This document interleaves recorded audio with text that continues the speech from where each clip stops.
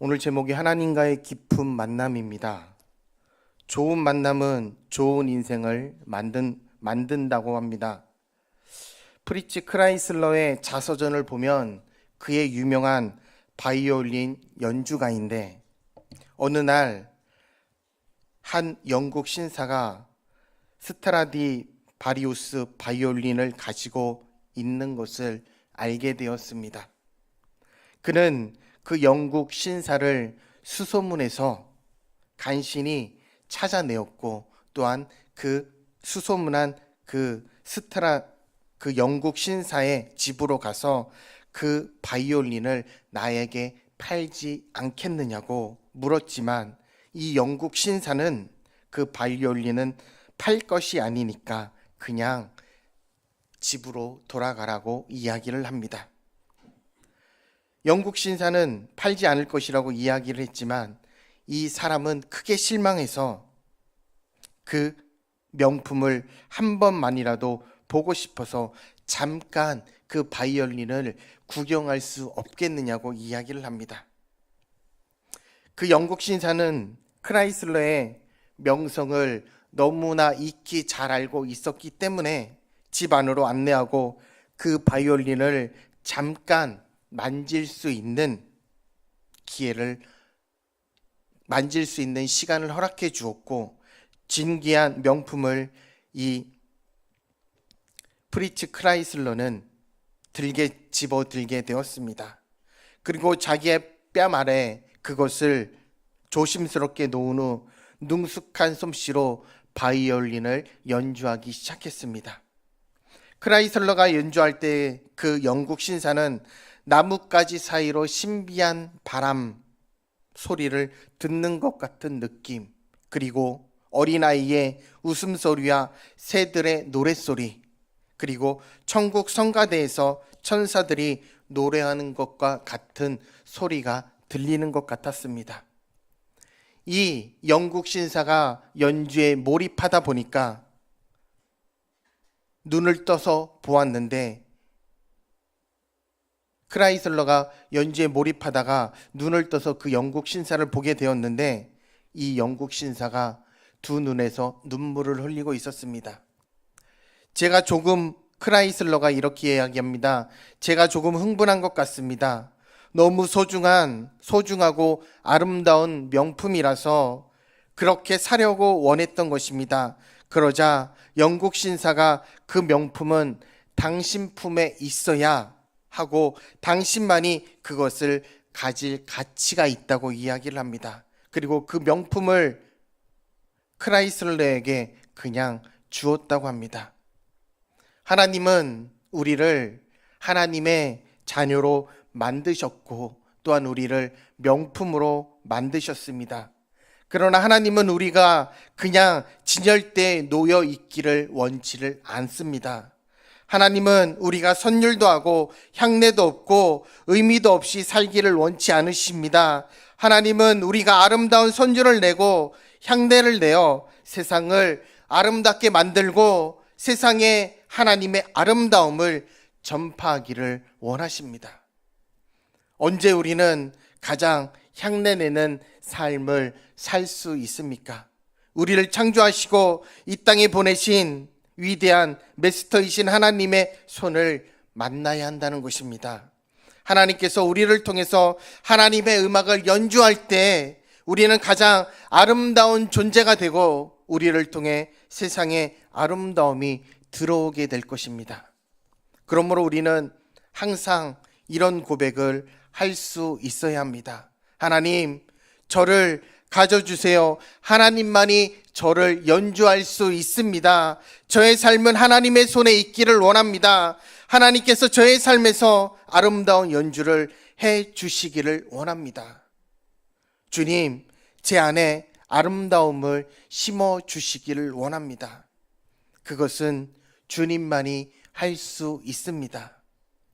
이제는 저의 삶이 주님의 삶과 함께 움직이고 항상 하나님의 방법대로, 하나님의 뜻대로, 하나님의 길대로, 하나님의 사명대로 살기를 원합니다. 주님, 저의 삶을 연주해 주세요. 우리가 인생을 살아가면서 만남이 얼마나 중요한지 모릅니다. 좋은 만남이 좋은 작품을 만들고 좋은 선율을 만들어내는데, 그런 의미에서 우리에게 무엇보다도 소중한 것은 하나님과의 깊은 만남을 가지는 것입니다. 이 세상에서 가장 좋은 사람은 하나님과 깊이 만나게 해주는 사람이고, 이 세상에서 가장 좋은 교회는 하나님과 깊이 만나게 해주는 교회이기 때문입니다. 어떻게 우리는 하나님과의 깊은 만남을 가질 수 있을까? 어떤 분은 휴가를 내서 산에 가서 기도하면은, 아니면은 휴가를 내서 기도원에 가서 기도를 하면, 금식하면서 기도를 한다면 하나님을 만날 수 있다고 말합니다. 우리는 하늘을 보고 들꽃을 보고 산에 있는 개미만 유심히 봐도 창조주 하나님을 만날 수 있습니다. 그리고 엄청난 우주를 생각해도 하나님을 만날 수 있고, 세상은 우연히 생기지 않았으며 사람도 진화로 우연히 생기지 않았습니다. 하나님 그저 인간이 만들어낸 하나의 상상이 아니라 하나님의 말씀으로 세상을 창조하셨고 사람을 창조하셨기 때문에, 그러므로 하나님은 지금 이 자리에 계시고 우리 가정에 계시고 나와 함께 계시고 언제나 우리와 함께 하시기를 원하고 계십니다. 우리를 품에 안기를 원하시고 우리에게 축복을 주시기를 원합니다. 우리가 하나님과의 깊은 만남을 가지기 위해서는 어떻게 해야 하는지 4가지로 이야기를 해보려고 합니다. 첫째로 자백이 필요합니다. 오늘 본문 8절은 말합니다. 만일 우리가 죄가 없다고 말하면 스스로 속이고 또 진리가 우리 속에 있지 아니할 것이요. 우리가 진리 안에 살고 하나님의 은혜 가운데 살려면 내 죄와 허물부터 솔직하게 인정하면서 죄와 허물에 대한 책임을 딴 데 돌릴수록 하나님은 우리의 비겁한 모습을 외면하실 것입니다. 우리 자신의 잘못에 대한 책임을 회피하려고 한다면 참된 하나님의 은혜와 위로와 평강이 주어지기 힘들지 않을까? 우리는 과거 탓, 가정 환경 탓, 또한 조상 탓도 하기도 합니다. 다른 사람을 탓하지 말아야 합니다. 그래서 우리의 자백이 중요하다는 것입니다. 왜냐하면 자백은 내가 잘못되었고 내가 죄를 저질렀고 내가 무능하다는 것을 전제할 때 자백이 나오기 때문입니다. 며칠 전에 세이저 목사님의 글을 읽게 되었습니다. 자백은 하나님의 은혜로 들어가는 문이다. 제 자백을 멀리하려는 태도의 뿌리에는 교만이 있다. 우리가 교만해서 과거의 상처 탓을 하고 조상의 저주 탓을 하고 맨날 환경 탓을 하면 진실한 자백은 점차 우리와 멀어지게 되고 하나님과의 깊은 만남으로 들어가는 길을 방해하게 된다고 이야기했습니다. 그래서 이사야 6장에서 이사야가 하나님을 만나고 화로다 나여 망하게 되었도다 내가 입술이 부정한 자로 전능하신 하나님을 보았다고 고백합니다. 그처럼 우리가 하나님과 만날 때 우리는 우리 자신이 얼마나 죄인인가 하는 것입니다. 하나님의 능력을 볼 때 우리의 연약성을 이해하게 되고 하나님의 지혜를 볼 때 우리의 어리석음을 이해하게 되고 하나님의 위대성을 볼 때 우리의 무가치함을 이해하게 됩니다. 그처럼 우리가 하나님이 하나님을 인정하고 하나님됨을 인정하고 진실한 우리의 자백을 통해 우리의 죄성과 무능함을 솔직하게 인정할 때 우리는 하나님과의 깊은 만남을 가질 수 있는 것입니다. 둘째로 회개가 필요합니다. 하나님과의 깊은 만남을 위해서 자백보다 더욱더 중요한 것이 바로 회개입니다. 자백은 하나님, 제가 죄인입니다. 제가 하나님께 범죄했습니다 라고 고백하는 것이지만, 회개는 하나님, 제가 그 죄에서 돌아서서 하나님만 바라보겠습니다 라고 하는 것이기 때문입니다. 자백만 있고 돌아섬과 고침이 없으면 하나님은 그 모습을 기뻐하지 않으실 것입니다. 무엇인가를 고치고 잘못된 것으로부터 돌아선다는 것이 쉬운 일은 아니지만 우리의 회개를 도와줄 것들이 필요합니다. 그런 역할을 하는 것이 바로 이 시간, 이 자리에 나와서 하나님 앞에 예배하는 것이고, 하나님 앞에 기도하는 것이고, 하나님의 말씀대로 우리가 살아가는 것입니다. 그것이 바로 믿음의 체험인데, 그 중에서 가장 중요한 것이 바로 하나님의 말씀입니다. 하나님의 말씀을 통해 도전과 격려를 받기도 합니다. 또한 하나님의 말씀 거울에 나를 비춰보면 회개가 보다 쉬워지지 않겠습니까? 엘리자베스 테일러가 중증 비만으로 고생하다가 성공적으로 살을 빼서 옛날 모습을 회복했을 때 한 기자가 어떻게 그 살을 뺄 수 있었느냐고 물었습니다. 그때 그녀는 거울 때문이었다고 이야기를 합니다. 어느 날 남편과 버지니아 여행을 가서 한 호텔에 묵게 되었는데, 샤워를 하고 거울을 보면서 그녀는 비로소 그녀가 얼마나 몸이 거대해졌는지 그 모습을 보고 놀라게 되었다고 합니다.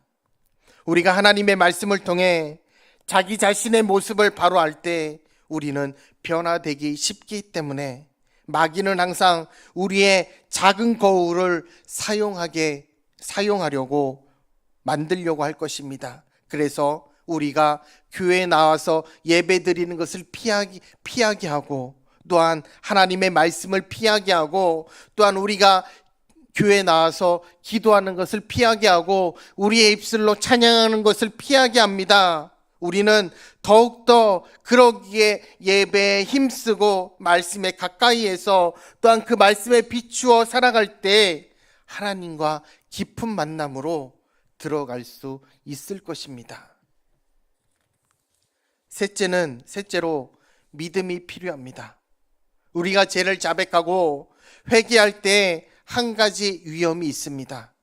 그것은 마음속에서 내가 저지른 여러 죄 중에서 어떤 죄는 도저히 용서받지 못할 것이다 라고 생각하는 것입니다. 그러나 하나님께서 용서하지 못할 죄는 없다고 말씀하셨습니다. 용서하지 못할 죄는 없다고 말씀을 하시는데, 오늘 본문 9절을 보면 분명히 말합니다. 만일 우리가 우리 죄를 자백하면 그는 미쁘시고 의로우사 우리 죄를 사하시며 우리를 모든 불의에서 깨끗하게 하실 것이요.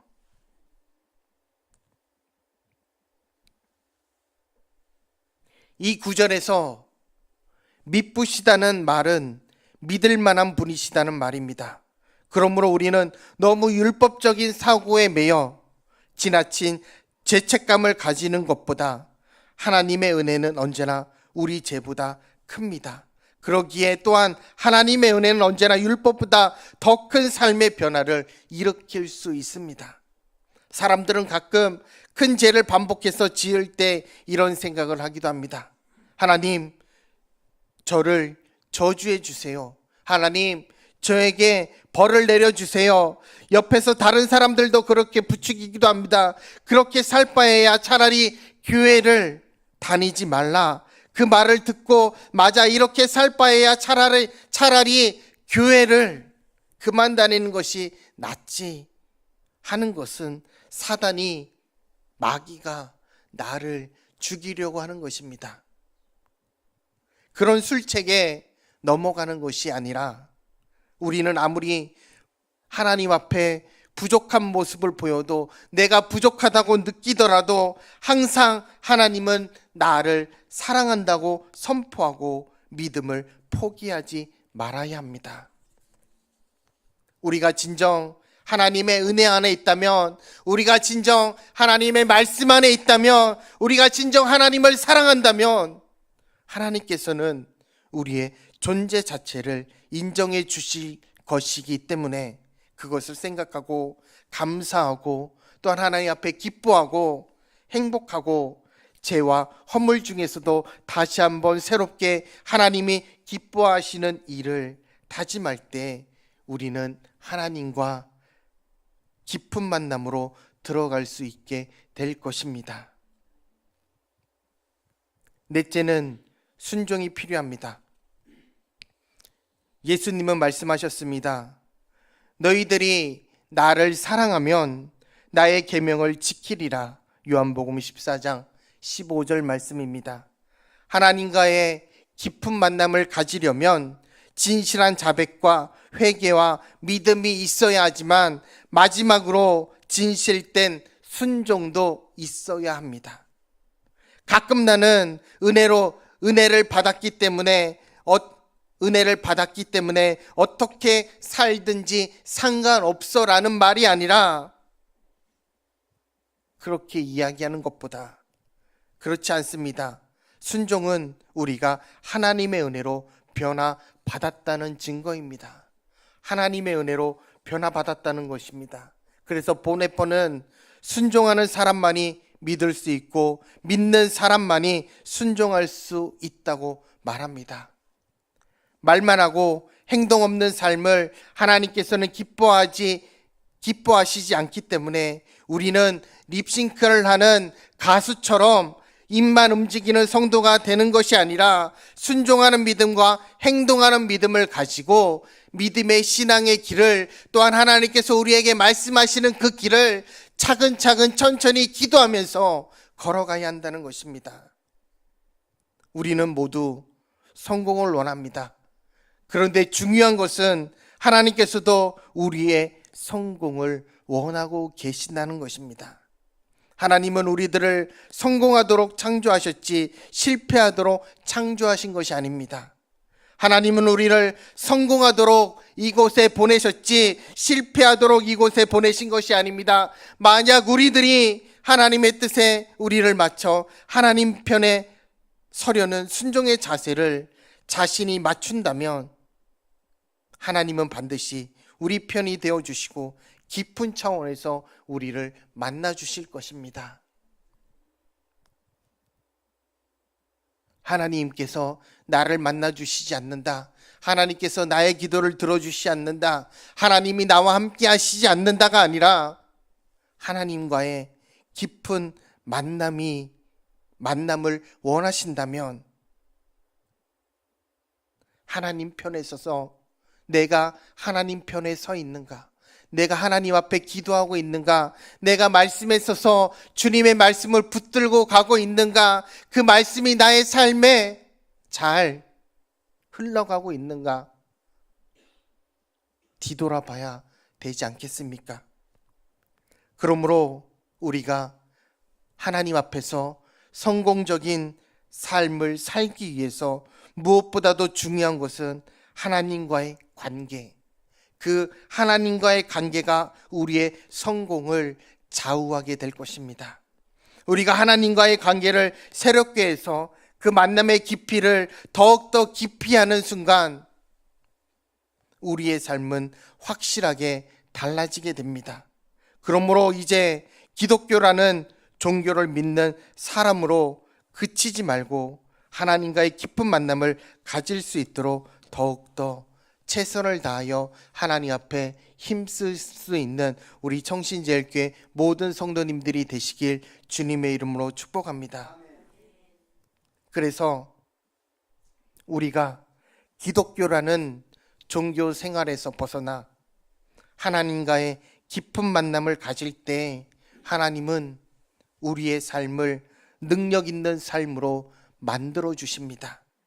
가장 성공적인 삶을 살 수 있게 만들어 가십니다. 명품으로 태어난 우리에게 가장 중요한 것은 하나님께서 우리를 품에 안으시고 우리의 삶을 이끌고 연주하도록 만드시는 것입니다. 그것을 위해 우리는 하나님 앞에 자백하고 또한 회개하고 믿음으로 나아가고 순종하면 하나님과의 깊은 만남으로 들어갈 수 있습니다. 지금도 하나님을 믿는다고 하지만 내 자신 안에 하나님이 없고 말씀이 없이 사시는 분들도 많이 있습니다. 여러분들은 어떠십니까? 하나님의 말씀으로 살아간다고 하면서, 하나님의 은혜로 살아간다고 하면서 아까 말씀드렸듯이 네 가지를 하고 계십니까? 하나님 앞에 자백하고 계십니까? 회개하고 계십니까? 믿음으로 나아가고 계십니까? 순종하고 계십니까? 이것이 오늘 우리에게 주시는 하나님의 귀한 말씀입니다. 예수님과 진실한 관계를 맺고 있고 예수님이 여러분 안에 살아계셔 역사하신다면 오늘 다시 한번 여러분들의 믿음이 보다 온전하고 진실한 믿음으로 새롭게 되는 귀한 시간이 되었으면 좋겠습니다. 그러기 위해서 우리가 하나님 앞에 우리의 모든 것들을 최선을 다해서 예배하고 또한 하나님 앞에 기도하고 우리의 잘못된 것들을 내려놓고 회개하며 믿음으로 순종하고 나아갈 수 있는 우리 믿음의 성도님들, 그래서 우리 교회가 더욱더 사랑하고 또한 사랑과 은혜가 충만한 교회가 되고 진실한 믿음의 교회가 되고 이 지역을 위해 기도하고 이 지역에 더욱더 하나님의 귀한 사랑과 은혜를 널리 전할 수 있는 믿음의 교회가 되었으면 좋겠습니다. 예수님이 우리 안에 살아계시다는 이 사실, 또한 그래서 우리의 자백과 회개와 또한 믿음과 순종으로 이끌어 나아가고 그것을 통하여 하나님의 역사를 바라보고 또한 그 은혜를 통해 하나님의 진실하심을 바라볼 수 있는 우리 모든 성도님들, 무엇보다도 하나님께서 나를 이끌어 가신다는 그 사실을 우리는 깨달았으면 좋겠습니다. 나의 삶에 있어서 하나님이 몇 프로가 아니라 나의 삶에 있어서 하나님이 얼마만큼 오늘은 지켜주셨다고 감사하고 나아가는 것이 아니라 우리의 삶은 너무나 깁니다. 그 삶 속에서 나와 함께 하시는 그 주님이, 나와 함께 하시는 그 주님이 믿음의 고백이 되어서, 우리의 믿음의 고백이 되어서 정말로 진실한 하나님을 바라보고 가장 성공적인 믿음의 삶을 살아가시길 주님의 이름으로 축복합니다. 그래서 우리가 하나님 앞에 종교 생활로 그치지 않았으면 좋겠습니다. 하나님의